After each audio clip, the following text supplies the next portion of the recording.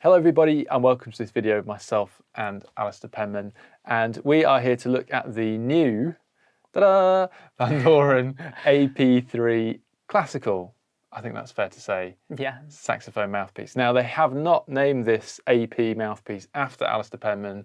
He would very much have liked that. He might even have got a free one, you never know your luck.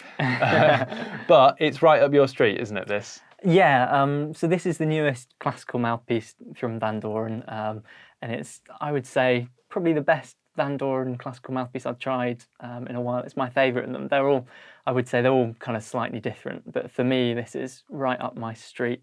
I've been playing on a Selmer concept mouthpiece probably for the last 3 or 4 years now, and this is the first mouthpiece I've tried that might make me switch. Still undecided, but it's an incredibly nice mouthpiece, and if you've played the Selmer concept before, I would say this is probably the most similar thing I've come across to it. It's kind of what you might imagine if you were thinking a Selmer concept but with a bit of a Vandoren touch to it. Okay, cool. Well, what we'll do, I'm just going to give you a little bit of the spec, and then we're going to let Alistair have a nice long play on it so you can hear what it sounds like. We've actually done a separate video where we compare a few of the main classical mouthpieces, including the other Vandorens that Alistair alluded to there, the AL3, 4 and 5, which are sort of 3 different beasts of their own, aren't they? And the Selmer concept. So spec-wise, this AP3, the tip opening is between the AL3 and the AL4.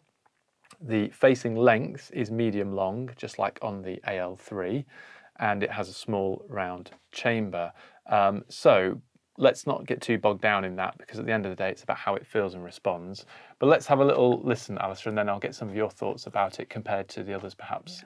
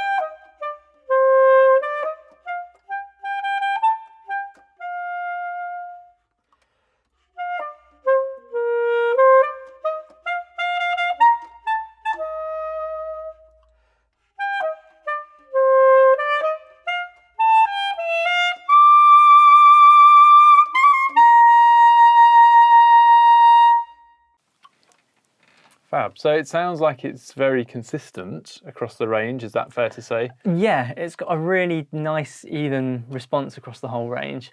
And I find it is kind of one of the things I like about it is how well and how quickly it responds. So kind of jumping across registers is really nice and easy on this. I find particularly the low register is really nice. It's really clear. Often I find that I find it slightly stuffy at the bottom end of my, I think it's partly to do with the rest of my setup, but I find the lowest part of the instrument is what I struggle with most, sometimes getting a bit muddy. But this mouthpiece seems to really kind of give it a clarity and a crispness that I haven't really had with other mouthpieces. That's nice, and it helps keep that consistency of tone so that, you know, the saxophone naturally has its voice at different points, doesn't it? But if that can be too much, a bit barky at the bottom sometimes, or like you say, a bit muddy, it's difficult to get in the middle, isn't it? Exactly, and again, kind of within a classical context, what we're normally looking for is kind of a nice even tone, whereas some jazz mouthpieces will deliberately amplify kind of differences in the registers. Often the classical mouthpiece are trying to smooth that out, and I think this mouthpiece does that really effectively. Cool. So in terms of setup, you're using a Vandoren Blue Box 3 on there. That's right. Yeah, isn't it? that's right. It's more geared towards that well, 3.5 is probably about where most people would be. Yeah, exactly. So I mean, I'm using a 3. Again, if I were playing the summer concept, I'd be using a 3. I tend to pick the slightly harder ones out of the box. I think on this, I'd be perfectly happy using a 3.5 as well. That could go up a strength. It feels, yeah, doesn't feel too resistant to blow down. So probably a 3.5 for me is right on this. So just a couple of final points. First thing, we found these to be really consistent so far in the shop. There hasn't been a huge amount of stock around, so it's difficult sometimes getting hold of them. We have some at the moment, but we tried 3 for the video, didn't we? And they were all very consistent. Yeah, I tried 3 It's not always the case for some brands. No, that's true. but Vandoren seem to be doing quite well. Yeah, I mean, the Vandorens I've tried have always been very consistent. I mean, of the 3 we tried, there were maybe tiny differences, but I'd be perfectly happy on any of them. There's no major differences. And I'd say generally I found that across all the Vandorens. I mean, I've got an AL3 of my own. I've tried the AL4s and 5s, and the ones I've tried, they've all seemed very consistent. Cool. Okay, yeah, and so don't forget to check out the other video where we've compared some of those.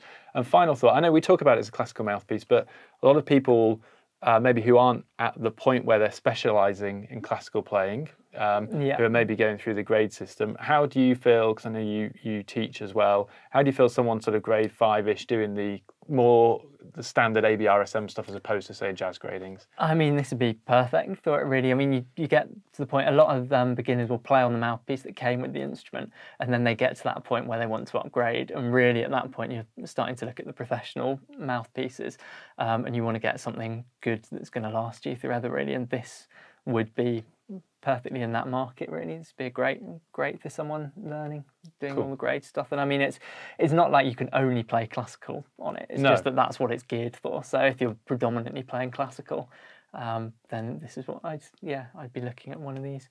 Cool. Okay, great. Well, let's have a little bit more playing if we can, Alistair, to see us out. And thank you very much. Sure.